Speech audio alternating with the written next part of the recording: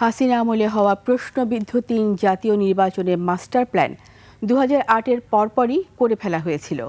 তত্ত্বাবধায়ক সরকার বাতিল করে নির্বাচন কমিশনকে পাপেটে পরিণত করা ছিল এই পরিকল্পনারই বাস্তবায়ন।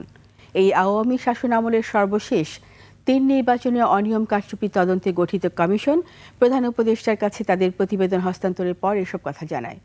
আরও জানাচ্ছেন মেহেদী হাসান।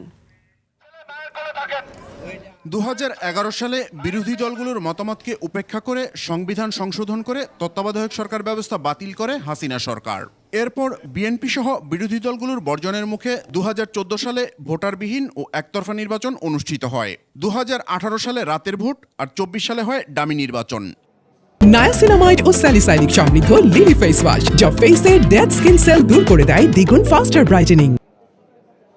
তদন্ত কমিশন বলছে এ নির্বাচনগুলোর সঙ্গে সংশ্লিষ্টদের সঙ্গে কথা বলে তারা নিশ্চিত হয়েছেন কারচুপির পরিকল্পনা আগেই করে ফেলা হয়েছিল। কমিশন বলছে ২০১৪ সালে ১৫৩টি আসনে বিনা প্রতিদ্বন্দ্বিতায় এবং বাকি ১৪৭ আসনের নির্বাচনও ছিল সাজানো। ২০১৮ সালে নির্বাচনের আগের রাতেই ৮০% কেন্দ্রে ভোট হয়ে যায়। ২০২৪ সালে ডামি নির্বাচন করে প্রতিদ্বন্দ্বিতাপূর্ণ নির্বাচন দেখানো হয়েছে। ৩ নির্বাচনেই প্রশাসন, পুলিশ, নির্বাচন কমিশন ও গোয়েন্দা সংস্থার একটি অংশকে ব্যবহার করা হয়। নীল নকশার নির্বাচনের নাটক মঞ্চায়ন করতে গিয়েই গুমের সংস্কৃতির উদ্ভব।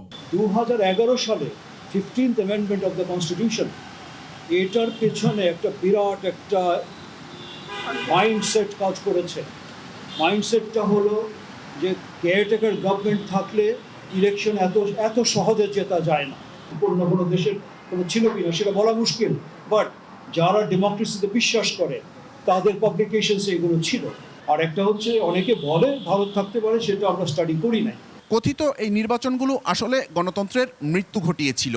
ওপিনিয়ন পোল, তারপর আমাদের ইন্টারোগেশনস, তারপরে এই সব কিছু যে 3টা ইলেকশনের যে ম্যানিপুলেশন, এই সব কিছু থেকে আমাদের একটাই কনক্লুশন, এই 3টা election was fraudulent, was taken away by force, it was the death of democracy in Bangladesh.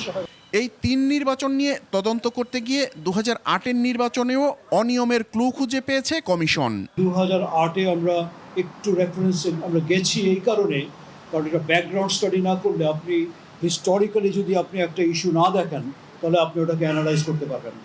আগামীতে এমন কলঙ্কের পুনরাবৃত্তি ঠেকাতে 40 দফা সুপারিশ করা হয়েছে প্রতিবেদনে। শুরু হয়েছে নির্বাচন কমিশন নিয়োগ দিয়ে, অর্থাৎ এখান থেকে কাজটা শুরু করতে হবে। মেহেদী হাসান, 21 টেলিভিশন, ঢাকা।